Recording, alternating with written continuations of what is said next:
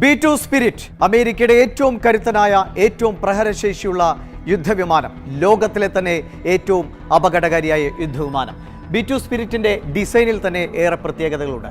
Peregrine ഫാൽക്കണിൽ നിന്ന് പ്രചോദനം ഉൾക്കൊണ്ടാണ് B2 സ്പിരിറ്റിനെ നിർമ്മിച്ചിരിക്കുന്നത്. ഈ ചിത്രങ്ങൾ തന്നെ വ്യക്തമാക്കുന്നു. പെരിഗ്രീൻ ഫാൽക്കന്റെ അതേ രൂപത്തിലാണ് B2 സ്പിരിറ്റിന്റെ ഡിസൈൻ. ഒറ്റ പറക്കലിൽ 11,000 കിലോമീറ്റർ 6,000 നോട്ടിക്കൽ മൈൽ വരെ പറക്കാൻ ശേഷിയുണ്ട്. അത് ആകാശത്ത് വെച്ച് ഇന്ധനം നിറയ്ക്കാനുള്ള ശേഷി കൂടിയാകുമ്പോൾ ഭൂലോകം മുഴുവൻ ഒറ്റ പറക്കലിൽ കവർ ചെയ്യാനുള്ള ശേഷി ഈ വിമാനത്തിനുണ്ട്.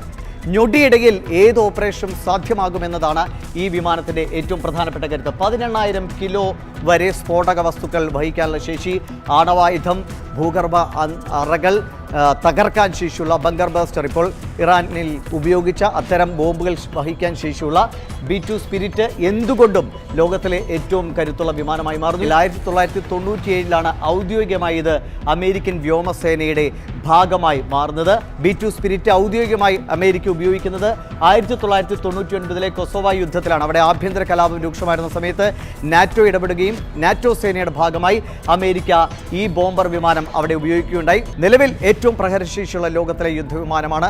അതാണ് ഇറാനിൽ അമേരിക്ക ഉപയോഗിക്കപ്പെട്ടത്.